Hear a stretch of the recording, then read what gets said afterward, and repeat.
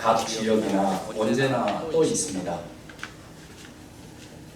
하지만 사람이 별을 보는 시간은 낮이 아니라 밤입니다. 별을 보는 장소는 밝은 곳이 아니라 어두운 곳입니다. 저는 아직도 선명하게 철원의 겨울 하늘에서 별이 쏟아져 내려오듯이 제 눈속을 채웠던 낭만적인 경험을 기억합니다. 그래서 밝을 때가 아니라 어두울 때 잘 보이는 것이 있다는 말을 200% 공감합니다. 교육전도사로 섬기던 신학교 시절에 수련회에서 아이들에게 꼭 보여주고 싶었던 것이 있었습니다. 그것은 바로 밤입니다. 밤은 어두워 아무것도 보이지 않는다고 생각하기에 두려움을 느낍니다.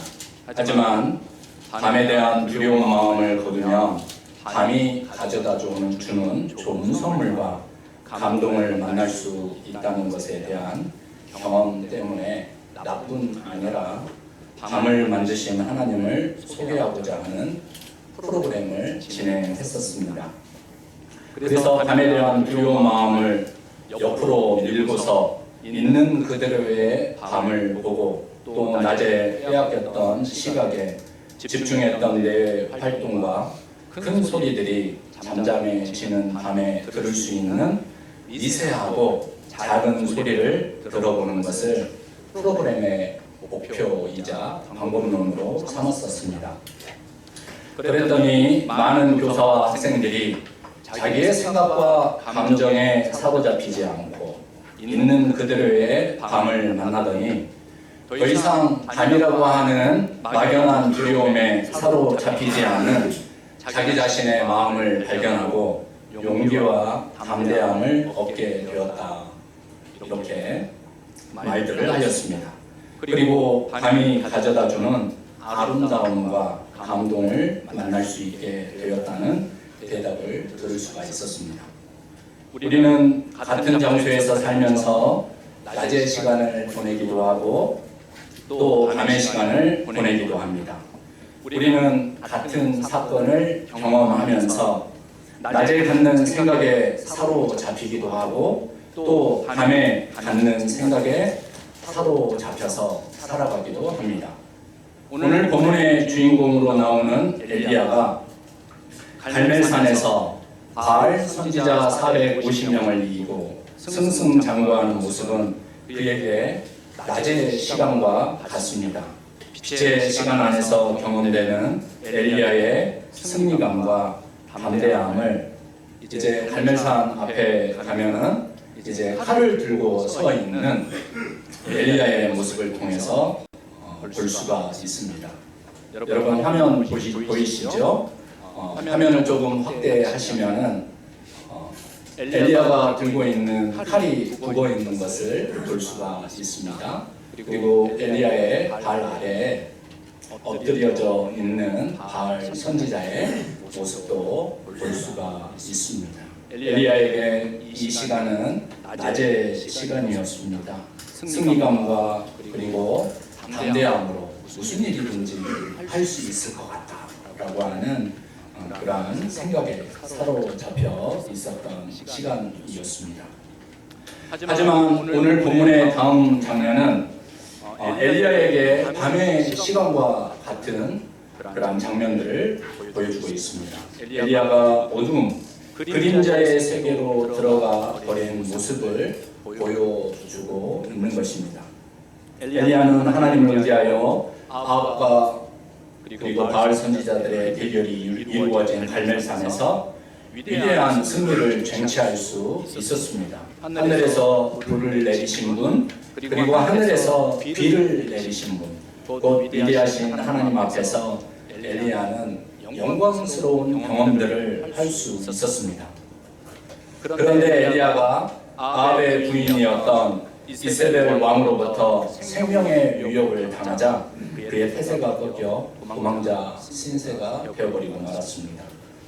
다 함께 1절과 2절의 말씀, 오늘 본문 앞에 나와 있는 1절과 2절의 말씀을 함께 읽어보시도록 하겠습니다. 아합이 엘리야가 행한 모든 일과 그가 어떻게 모든 선지자를 칼로 죽였는지를 이세벨에게 말하니 이세벨이 사신을 엘리야에게 보내어 이르되 내가 내일 이맘때에는 반드시 내 생명을 저 사람들 중 한 사람의 생명과 같게 하리라. 그렇게 하지 아니하면 신들이 내게 벌 위에 벌을 내림이 마땅하니라 한지라. 이세벨의 위험이 얼마나 컸던지 아니면 갈멜산 대결 당일에 경험했던 엘리야의 감동과 흥분이 오래가지 못했는지는 알 수 없지만 놀랍게도 엘리야는 광야로 도망치며 차라리 죽고 싶다고 말을 합니다. 계속해서 4절 말씀 함께 읽어보시겠습니다. 자기 자신은 광야로 들어가 하룻길쯤 가서 한 로뎀나무 아래에 앉아서 자기가 죽기를 원하여 이르되 여호와여 넉넉하오니 지금 내 생명을 거두시옵소서. 나는 내 조상들보다 낫지 못하나이다 하고. 로뎀나무 아래에 있는 엘리야의 모습을 보시기 바랍니다. 갈멜산에서 빛의 사신으로서 모습을 보여주었던 엘리야가 왜 갑자기 도망자 신세가 되어서 광야 로뎀나무 아래에서 마치 절망자처럼 나락으로 떨어지고 말았을까요? 엘리야는 아합 왕과 그리고 바알 선지자들과 싸웠고 다음 이스라엘 왕과도 싸워 이겨야 하는 자리에 계속 머물러 있었던 것입니다. 그가 그렇게 되리라고 예상도 했을 것입니다. 그러나 그를 향한 위협이 계속 되었다라는 그러한 생각을 가지고 있었음에도 불구하고 그는 도망쳤고 숨어버렸고 그리고 그러한 실패감과 외로움 속에 짓눌려 어둠 속에 그림자 속으로 꽁꽁 들어가 버리고 말았습니다. 성서학자들은 이러한 모습을 엘리야의 영적 탈진으로 번아웃으로 해석을 합니다. 그런데 저의 눈에는 엘리야를 통하여 보여주고 있는 모든 인간의 연약함으로 읽힙니다. 당장 오늘 성령을 받았지만 내일 꺾일 수 있는 우리들의 모습으로 읽힙니다. 불과 이틀 전 엘리야는 갈멜산에서 엄청난 승리와 영광을 경험하였는데 오늘 눈앞에 닥친 위협 앞에서 그는 무너져 버리고 그리고 도망쳐 버리고 말았습니다. 하지만 하나님은 영적으로 탈진한 채 로뎀나무 아래에 쓰러져 죽기를 바랐던 엘리야를 어떻게 하셨습니까? 책망하지 아니하셨습니다. 오히려 천사를 보내시어 먹이시고 재우셨습니다. 이것이 바로 하나님이 우리를 만나시는 방식이어서 얼마나 다행인 줄 모릅니다. 만약에 하나님이 내가 너에게 얼마나 엄청난 영적인 경험, 승리의 경험을 하게 하고 또 그 승리 가운데에서 머물게 하였는데 라고 하시면 얼마나 엘리야의 마음이 불편하고 어려웠겠습니까? 하나님의 방식은 지치고 도망쳐서 죽고 싶을 정도로 연약함을 드러낸 엘리야를 갈멜산에서 아합과 바알 선지자들을 만나는 방식으로 만나시지 아니하셨습니다. 엘리야에게 큰 바람으로 지진으로 불과 같은 방식으로 그의 마음에 자극을 주지 않으셨던 것을 우리는 본문 전체의 맥락을 통해서 이해할 수 있습니다. 하나님은 이렇게 엘리야를 극진히 그리고 세심히 돌보셔서 그의 마음과 몸의 힘을 얻도록 도우셨습니다. 하나님의 이 마음이 7절에 이렇게 드러나 있습니다. 우리 7절 말씀 함께 읽어보시겠습니다. 여호와의 천사가 또 다시 와서 오르만지며 이르되 일어나 먹어라 내가 갈 길을 나아가지 못할까 하는지라. 하나님은 이미 엘리야의 마음을 아셨습니다. 비록 빛의 공간이었던 갈멜산에서 광야라고 하는 그림자 혹은 어둠의 공간으로 도망쳐버린 엘리야였지만 엘리야는 이 어둠과 그림자 안에서 다시 빛의 세계로 나아가기를 원했던 것입니다. 그래서 엘리야가 다시 힘을 얻어간 곳이 어디였습니까? 8절 말씀을 보시기 바랍니다. 하나님의 산 호렙이었습니다.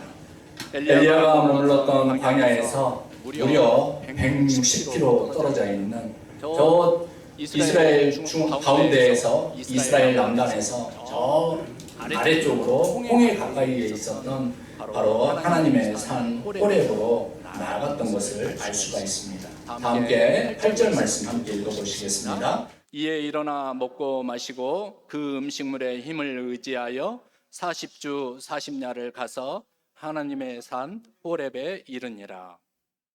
엘리야가 하나님의 산 호렙으로 나아가는 여정은 마치 모세와 이스라엘 백성들의 길을 되밟는 순례의 길과 광야의 길과 같다는 것을 알 수가 있습니다.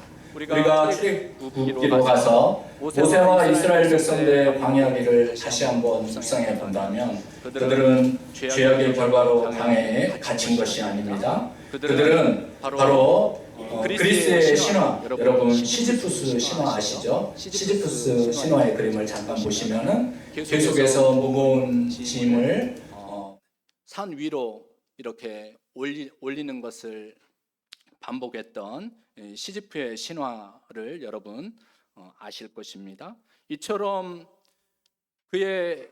그가 미움을 받아서 그들이 미움을 받아서 광야길을 뺑뺑 도는 것이 아니라 이 그림을 보면 혹자는 이야기하죠. 자꾸 굴러 떨어지는 돌덩어리를 올려놓는 것이 무슨 소용이냐, 포기하자, 자포자기하자. 이러한 사람들의 이야기처럼 이스라엘 백성과 모세 그리고 엘리야는 좌절하거나 자포자기하지 아니하고 이렇게 반복되지만 하지만 힘들고 어려운 과정이지만 삶의 의미와 성장의 시간을 밟아가며 가나안의 삶을 소망하며 나아갔던 그런 길이었다는 것을 우리는 알 수가 있습니다. 엘리야는 이스라엘 백성이 승리와 패배, 신앙과 불신앙을 반복했던 과정을 통하여 성장하고 성숙해져 갔던 것처럼 어둠과 그림자 안에서 하나님을 새롭게 만나는 과정을 밟아가고 있었던 것입니다. 승리와 성공에만 도취되었던 시절에는 자기 앞에 실패와 좌절을 용인할 수 없어 심한 절망에 빠졌던 시간도 엘리야에게 있었습니다. 승리의 시간에는 하나님이 자기와 함께 하신다고 확신했다가도 절망과 좌절의 시간, 어두움과 그림자 안의 시간에는 하나님이 자기와 함께 하신다는 것을 확신할 수가 없어서 그 마음이 아프고 고통스럽고 두려웠고 무서웠기 때문이었습니다. 하지만 어두움과 그림자 안에서 엘리야의 절망과 좌절은 결코 실패나 좌절이 아니었습니다. 거기에서도 엘리야는 하나님의 도우심과 돌보심을 알았고 또 경험했기 때문이었습니다.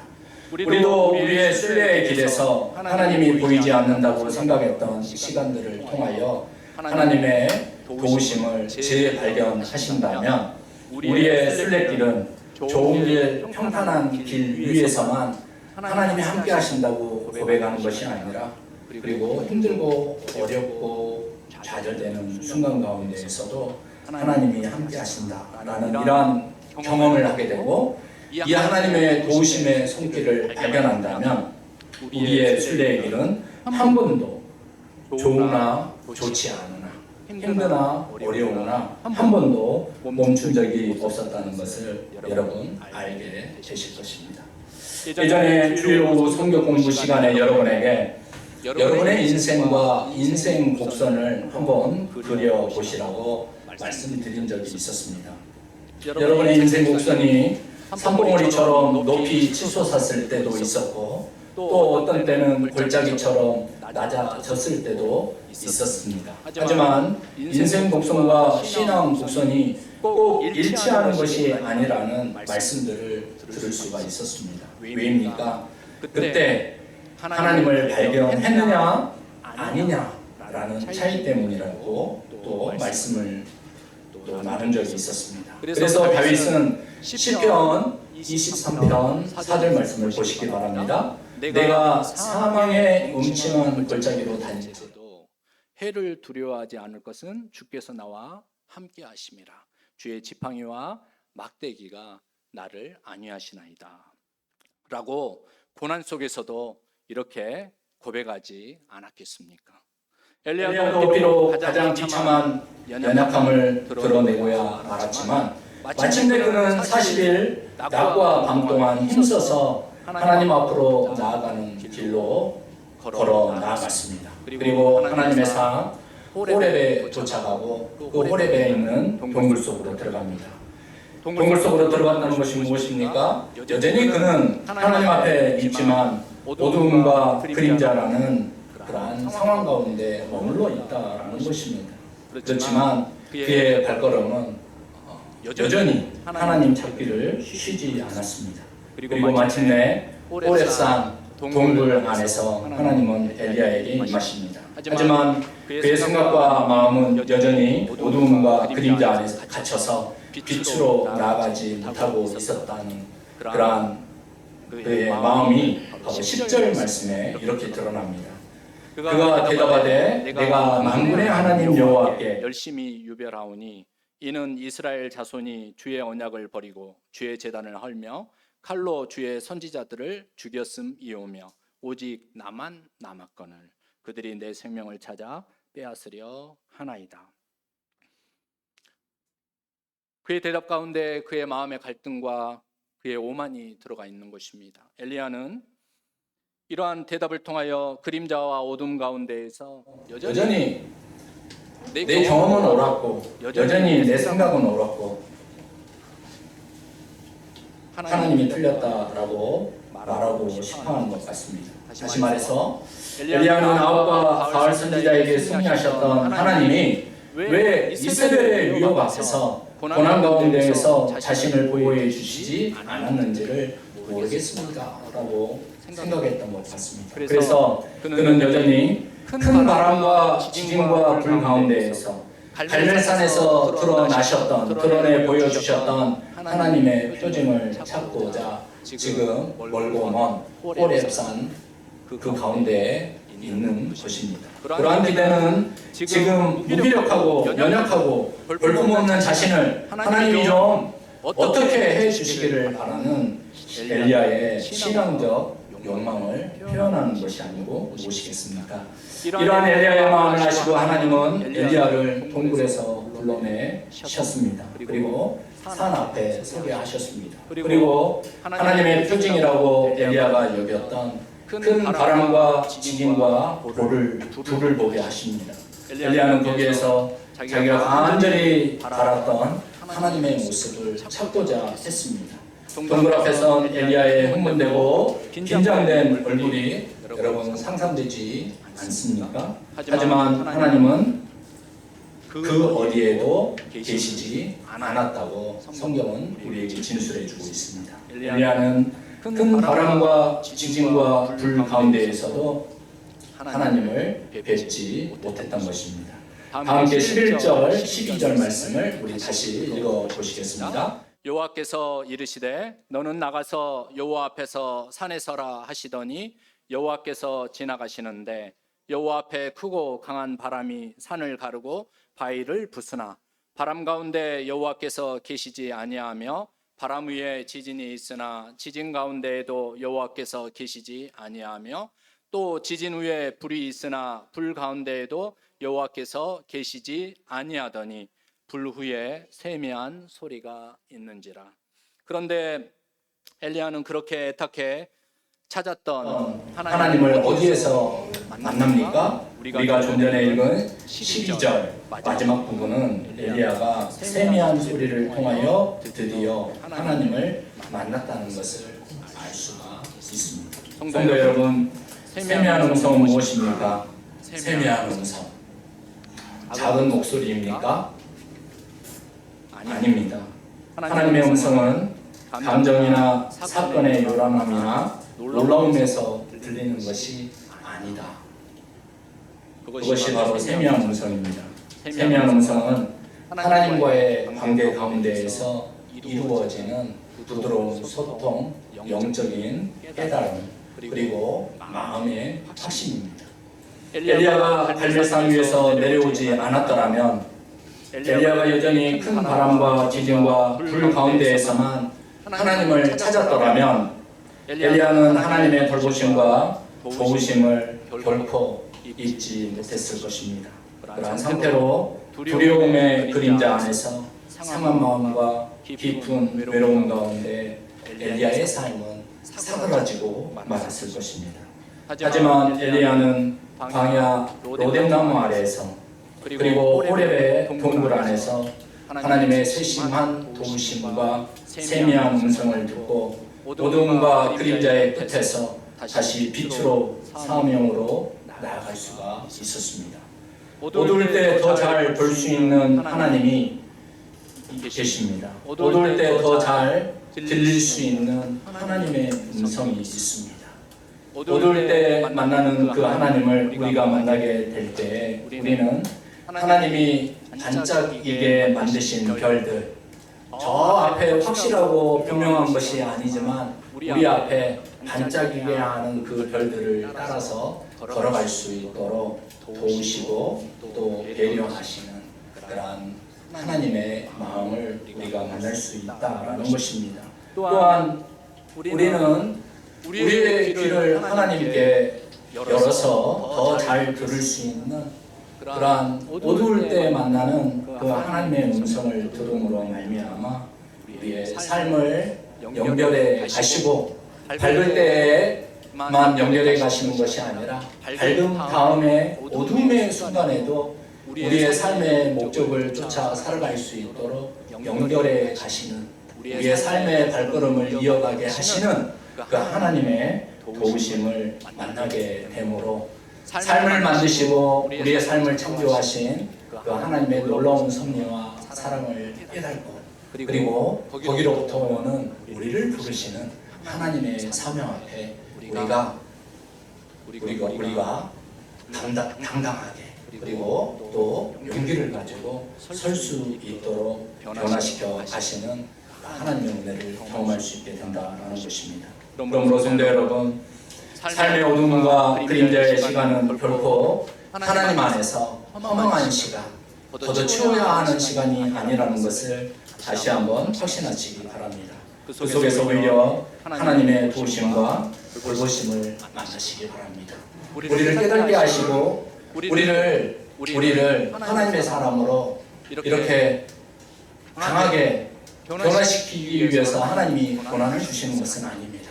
고난은 때로는 불가피한 바로 이해할 수 없는 그런 하나님의 섭리라고 이야기하지 않습니까? 그럼에도 불구하고 고난은 하나님이 주시는 것은 아니시지만 이 고난의 시간들 가운데 어두움과 힘듦과 그리고 그림자 시간에 머물러 있어서 힘들고 좌절하고 절망하지만 하나님이 우리를 붙들고 계시다. 하나님이 이 밤의 시간 가운데에서도 우리에게 세심하고 또 자상하고 따뜻하게 우리를 회복시켜 가기 위해서 애쓰시고 힘쓰시고 계시다라는 것을 우리가 마음에 새긴다면 이 시간들 가운데 들려주시는 하나님의 세심하시고 자상하시고 아름다운 음성을 들으실 수가 있으실 것입니다. 여러분, 어두울 때 더욱 잘 보이고 잘 들리는 것들이 있습니다.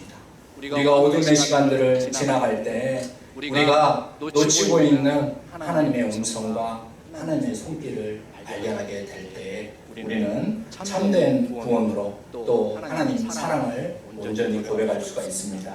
낮을 지으신 하나님께서 밤도 지으셨다는 것을 마음에 확신하시기 바랍니다. 하나님께서 밤도 지으셨으니 하나님께 여러분의 인생을 맡기시고 기쁠 때나 슬플 때나 건강할 때나 아플 때나 그리고 성공할 때나 실패할 때에도 하나님 앞으로 전진하시는 엘리야처럼 하나님 앞으로 호렙으로 전진하셔서 하나님의 세미한 음성, 따뜻한 음성, 여러분을 회복시키는 음성, 여러분과 함께 동행하시는 하나님의 숨결을 느끼시는 저와 여러분 되시기를 주님의 이름으로 축복합니다. 함께 기도하시겠습니다. 주님, 인생의 어두운 골짜기 가운데에서도 세미한 음성으로 우리를 부르시고 말씀하시는 그 음성을 듣게 하옵소서. 낙심 중에서도 주님의 돌보심과 도우심을 경험하게 하시고 어둠과 그림자 안에서 다시 주님 앞으로 빛으로 나아가는 믿음의 행진을 감당하는 저희 모두가 되게 하옵소서. 예수님의 이름으로 기도합니다. 아멘. 함께 찬송